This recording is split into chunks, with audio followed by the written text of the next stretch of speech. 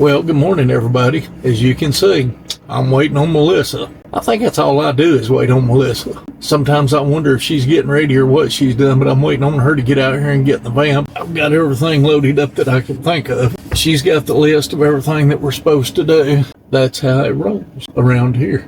And you got the name of the campground and everything we got to go to. So you got all that on the phone, so we should be ready. But we're in Dunlap, Tennessee this morning. It's a little small town in Tennessee, but we've got a lot we're going to get to go do right here in town.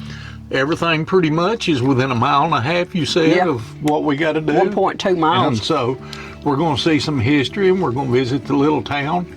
And right now we're at the campground, and the name of the campground is? Coops Creek RV. It's at 381 Walnut Street in Dunlap. There's a little creek right there. It's about 25 miles from I-24, right here in the city of Dunlap. And we're going to be going to a festival today here, which that starts at 11 o'clock. Well, their last band tonight is one of the ones we listened to back in our younger years. Back in the younger years, yeah. But that's what we travel around for, to enjoy it. Rolling down the road, got my sights set high. From Tennessee skies to the mountains wide in my Roadtrek Zion, chasing the sun. Woodallsrvnusa, living the dream, enjoying the day. And good morning from Woodallsrvnusa, living the dream and enjoying the day. And today we are visiting a small town in Sequatchie Valley, about 45 miles northwest of Chattanooga. Known for its small town charm, it offers outdoor activities like hang gliding and hiking, the historical Coke Ovens Park, local shops, and the strong sense of community with a history tied to coal mining. Founded in 1858 and named for state legislator William Claiborne Dunlap, and it was incorporated as a city in 1941. Come along with us, because we're going to visit and see what all Dunlap has to offer. This hasn't been a very hard drive. I mean, the roads is all good. It's an easy place to get to.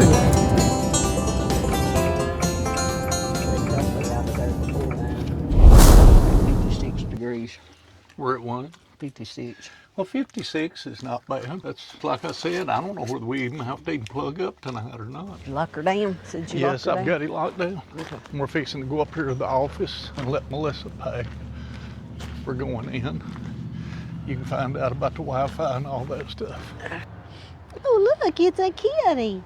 Hi, little precious. Hi there. Hi there. You'll be sneezing. I'll be sneezing. Is it on the side of this house or on the side of that house? Right there on this house. But do I need to knock on the door and ask them about the electricity, or we'll wait and do that later? Because they'll probably be at the festival all day. She said he'd be out. I don't have an ink pen. I got no ink pen, so I guess I'll just put it in there.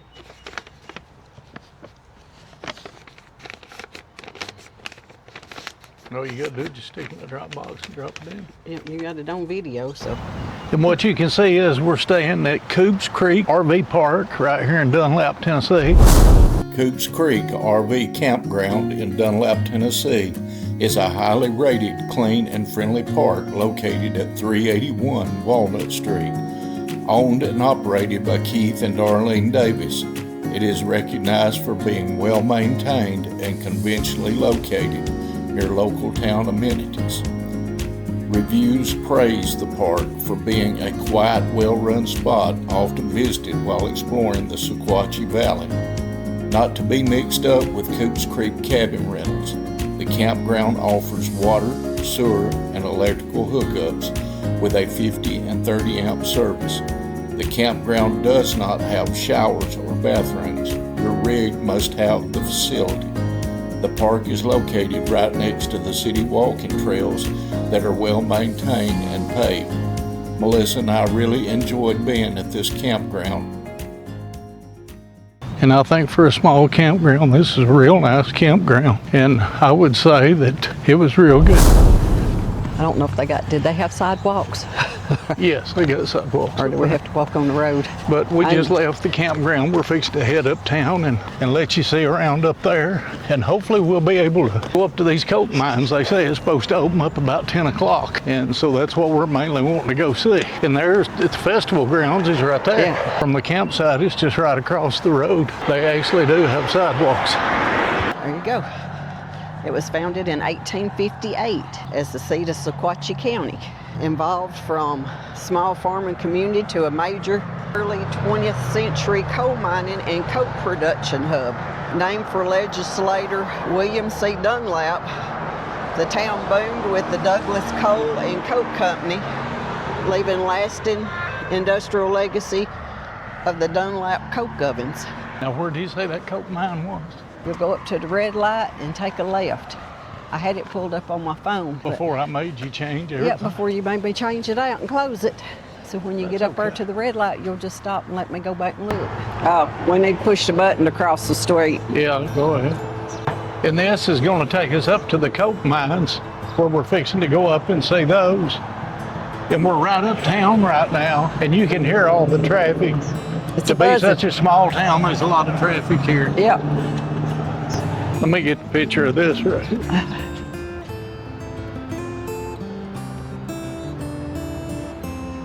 He said you'll see a sign.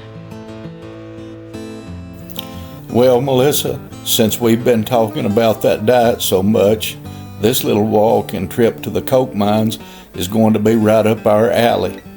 I just hope we don't have to walk all the way to the foot of those mountains I see up there. But he did say that we would see signs along the way leading us to the coke mines. And it's not been that far of a walk neither. That was only a mile. We've done more than that walking through Great Smoky Mountains up the mountain. You got that right, but I'm not going straight up a hill neither. Now you can back here if you want to. Well, I don't want to. Not today. There's a 1,680 foot incline back here if you want to go to it. A 1,680 foot incline. Yep. For what?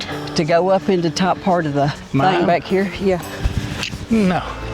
Well, Melissa, there's another sign, and it says to turn left.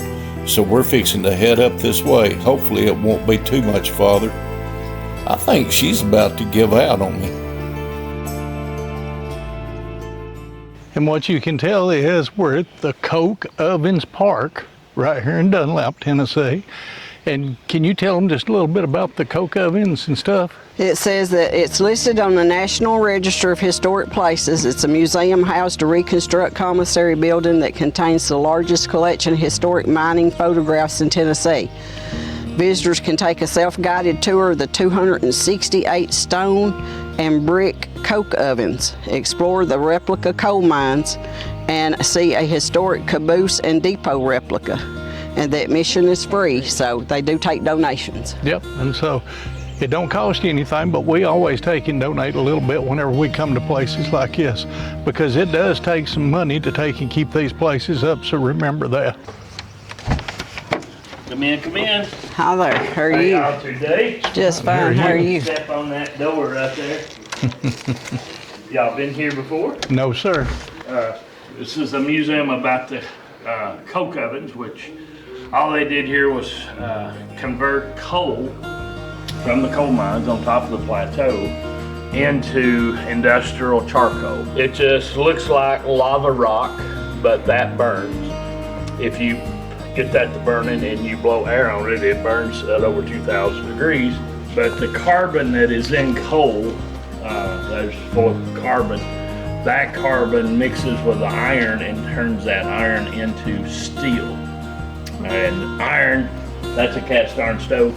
I can take a sledgehammer, hit it 15 times, probably break it into 40 pieces. Coke is the key ingredient and still used today, not as the primary fuel to add the heat. It is used as an ingredient to mix in with the iron and then convert it into steel. They did their coke, their mining on the mountain. This company had 17,000 acres, so it's a big company. Some bank in Birmingham, Alabama ended up with it, and this was all sold in the 50s to Bowater Southern Paper Company. Now Bowater paper company is totally out of business, and I don't even think their paper mill up at Charleston above Cleveland, Tennessee is even in operation anymore. Look at all the musical instruments, the old potbelly stove, even a 50 caliber machine gun, Civil War memorabilia, and a moonshine still that was made by Jim Tom, one of the moonshiners, the last he ever built. Well, that was a quick visit inside of the museum, and so now we're fixing to go around to where all the ovens are, and Melissa's about to die because I got she's smoke. in what? Smoke. I'm getting smoked out. It's like smoke follows beauty, and everywhere I walk, it follows me. That must be what it did. Yes, they look. You I'm must be walking. beautiful. Look, I'm walking past it, and it's following me. That's what they say. Yeah, Melissa, that's what they say, smoke follows beauty. And you are right, you are a beautiful person. And I really enjoy spending time with you every time we get out.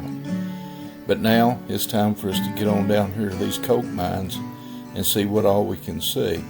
You know, I'm enjoying this. Somewhere, waves through a long soft hair, faces just stop and stare, catching no light. So I hold you close, no matter where you go, through all the rain and snow, I'll be close behind. But no, you can tell as you come down through here, it looks like this is what he said was the bottom 100. We had It's 100 the mines lower down ones, through here. 100 ovens down through here. Yeah, this is one thing that we love to do when we get out and we're going into these places, is find places like this in these small towns. Ooh, nice and shady. Oh man, what are you talking about? This is just beautiful out here. This is the turn. There's the sides with the moss growing on it. Yeah, isn't that pretty? You can tell how wide they were. And you can see right up in through here where they used to take those shovels and stuff and push that coke up in there to let it burn to make that steel with. And these hooks that's up here is where they used to hook that scoop up with. They're tool. Yeah, their tool that they use for the inside of the ovens. It's pretty neat. And this is the amphitheater that's right here at the coke mines. It's pretty neat. That's pretty neat, isn't it? Well, they've got it. Look at that. They've got it fixed where you can go all up the hills up there and Yeah, see you just it. go up and see it on the different platforms. Yeah, It's pretty neat. you can walk right up on the stage. He said that they have their Bluegrass Festival in June. It's the 1st of June, and he said that was one of the only things they charge admission to it, but it's what helps pay for the museum and the park. That's pretty neat. Sing to me, baby. I can't sing, but you're on the historic Hill Road, and that was part of the Trail of Tears. You know how our walking gets. We tried to do as much as we can while we're out. This is a pretty neat place. I'll tell you what, I'll guarantee you sitting up there on top of them hills up there, Like I said, when when that they music playing them plays, banjos, man, I tell you what, it'd be just like being in Kentucky on the hills. Oh my goodness, but you're in Tennessee on the hills.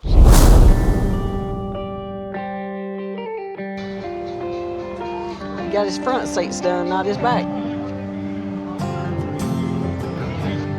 Used to Corvette Stingray. You know, there's just something I like about these small town car shows.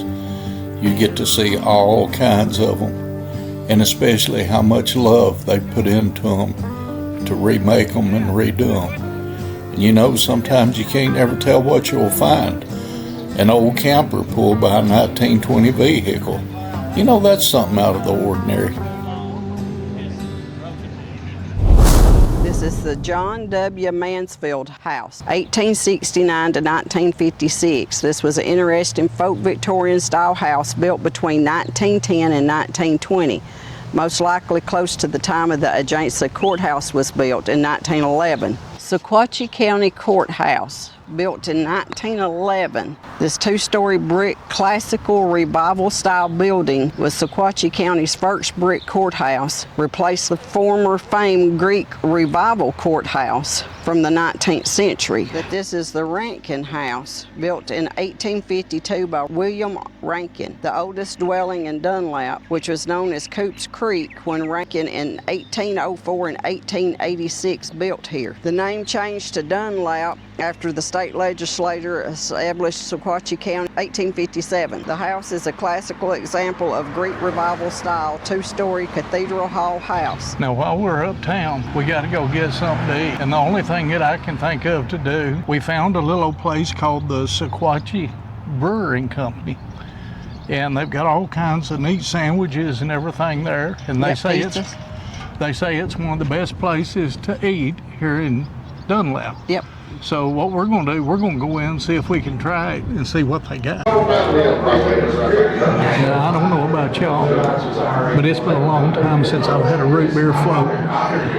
How long has it been since you've had a root beer float? Y'all have any idea what a root beer float is? Do you have any idea? I do. It's really good. It's got a good flavor to it, and it's good brisket.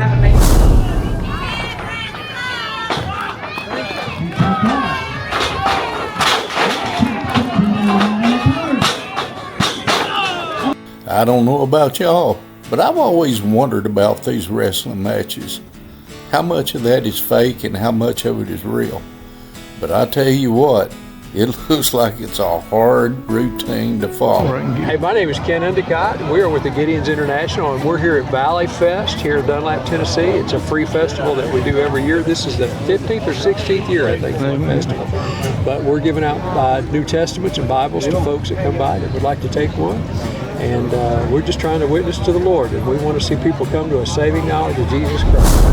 Valley Fest in Dunlap, Tennessee is an annual early May festival celebrating community, music, and local culture in Sequatchie Valley. Celebrating its 15th year in 2026, the free event features diverse music acts, a car show, vendors, and a songwriter showcase organized in partnership with a local musician, Cody McCarver. The festival grew out of the community's desire to showcase the Sequatchie Valley with a strong focus on local talent and community spirit, and welcome home concert for vets presented by Freedom Sings USA. Good morning. Good morning. Are you awake this morning? I'm thinking about it. We had a good time here at Dunlap at Coops RV Park here in Dunlap, Tennessee. And if you're ever in Dunlap and you're over here for the Bluegrass Festival that's out at the Coke Mines, be sure to check in with them and see if they got a spot for you, because it'd be nice to go to. And also, it was real quiet. It was peaceful. There was not a lot of noise. The only noise was the bands playing last night over at the festival grounds over there. You could hear them right here. Actually, really, you didn't have to go over there to listen to them. You could have sat outside and just listen to the bands play, because the sound carried all the way over here. But we're fixing to get out of here this morning. We're fixing to head back home. We had Because I walked you to death yesterday. Yes. She walked me nearly 7.5 miles yesterday, almost 8 miles. But we got to get headed back. We've got a friend of ours that passed away, Kevin Seiler. I just want to mention his name because he was a great friend. He was one musician. He played organ, and I tell you what, he was a wonderful musician, and we really hate that he passed away. He's been battling cancer for several years, and we just want to say that it was a blessing to know Kevin, and, you know, God just gained a great one. That's all I can say. Mm-hmm. And his lovely wife, Kathy, we want to send our condolences to her and let her know that we love her and love the family and the kids, the twins and all of them, that their dad really meant a lot to us. So we're going to get out of here. We'll see y'all. Step by step, I've walked 100 miles, and I still ain't sure just what I'm trying so hard to find. The night seems longer and the wind blows louder when you wander so far from home. If I cross your mind, say a prayer, I'll find my way and get off of this lonely road. Off of this lonely road, off of this lonely road, off of this lonely road, off of this lonely road, get off of this lonely road.